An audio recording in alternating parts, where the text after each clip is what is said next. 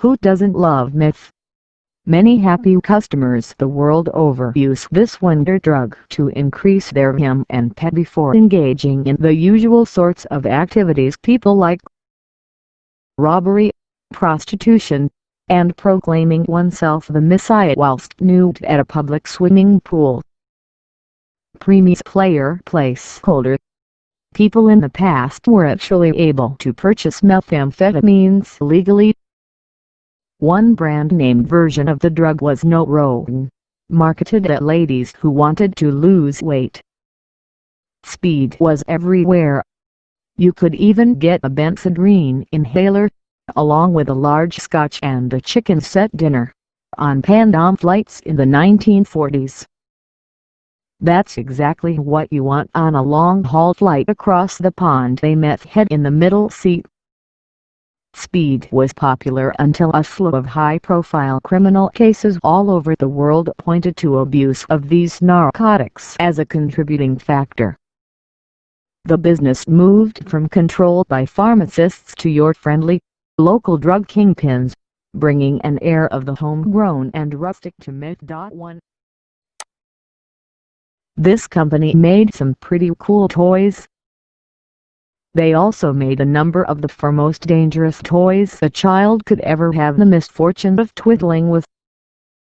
Small cuts, light scalding, choking hazards, and pinching injuries are extremely common in kids' toys and always are. Radiation poisoning though. Casey Gilbert was a multi-talented inventor, but he really pushed the boat out on innovative ways to significantly maim children. The Gilbert U-238 nuclear energy lab allowed your buddy Einstein to fiddle with different uranium ores that produced gamma, alpha, and beta rays. Fun. Gilbert also produced a glass-blowing kit for teenagers, presumably so that they could engage within the most disfiguring game of pea shooters ever, and a chemistry kit that included a heaping pile of cyanide, just in case Lil Bobby Jr. wants to murder the Russian agent nearby, or make a very terrible milkshake for himself. Waxing, shaving, epiloting and laser treatments are the ways modern guys and gals use to remove those pesky stray hairs in problem areas. How did the ladies of the 1920s do it? X-rays. I ship you not one bit, folks.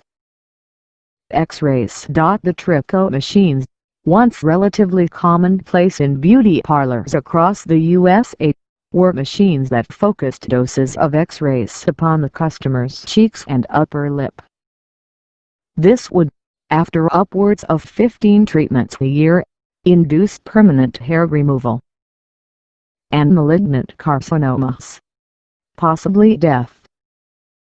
Given that hair removal beauty regimens are more common for men today, you may be curious if this could be just dangerous for ladies in the 1920s. Amazing exclamation point. The march of progress, scientific developments, am I right? Well sir, the next time you break your arm, do not inquire whether the guy or gal in charge of the X-ray machine minds doing your back, sack and crack. You'll get rid of those hairs, but gain a few tumors. 3. We've all read about the dangers of the once popular Kids Easy Bake Oven. This popular mini oven allowed children to play in the kitchen for real. But for every 100 or so nicely browned jam tarts, you'll end up burning yourself. We've all been there. Damp spun sugar. It's basically napalm. When you scale it down and allow little kids to do the same, you're asking for a trip to the burns unit with little Ginny or Jimmy. Imagine your kid's toy oven could reach temperatures that exceed your own full-size cooker. That'd be the Empire Little Lady Stove. Modern ovens will reach a temperature of around 550 degrees Fahrenheit before a mechanism clicks in, turning off the oven lest it burns the house down. This children's toy could reach temperatures of 600 degrees Fahrenheit. That's just about hot enough to bake some lovely chocolate chip cookies in 35 seconds. Ah, simpler times. 4 Zulu warriors employed a whole host of deadly weapons when they went to war. Not blowguns, though. To the makers of this wonderfully safety-unconscious game, that didn't matter. Unsafe and tone-deaf. The match made in hell.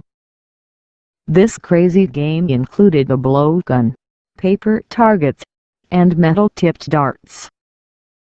So, an actual weapon then.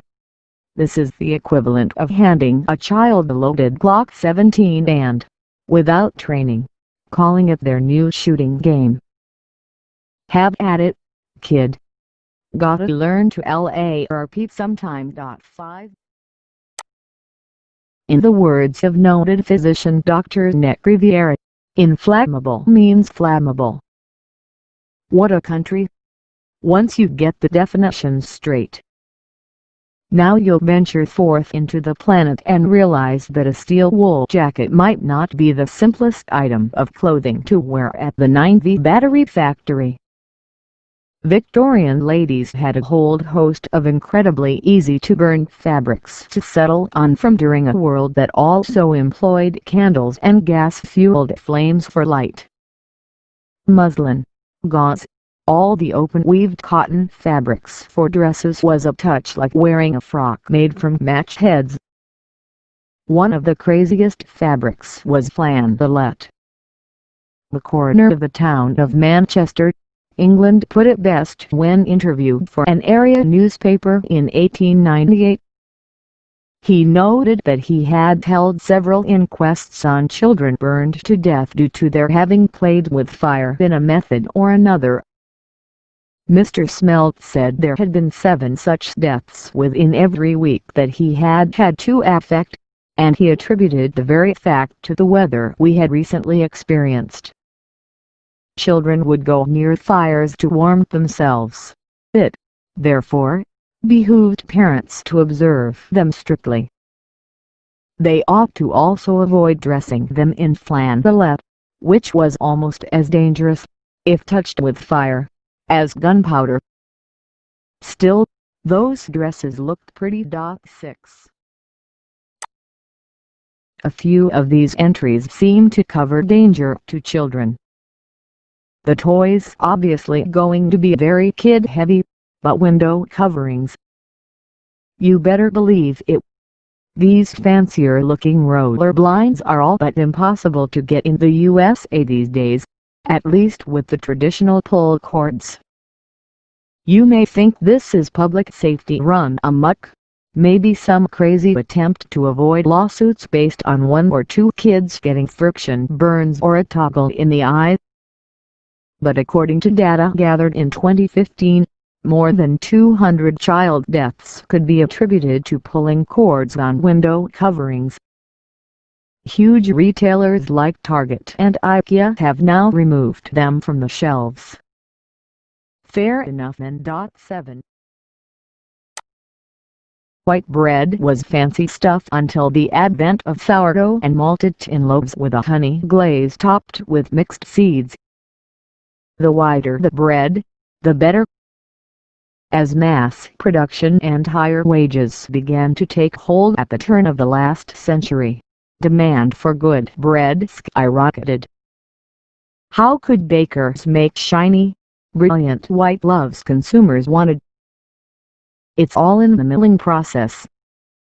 The whiter the flour, the whiter the bread. So they'd bleach the flour, artificially whitening the bread, the process getting better and better until you could buy a loaf that was whiter than Casper the Friendly Ghost's taint. One chemical that was commonly used was nitrogen trichloride or augene.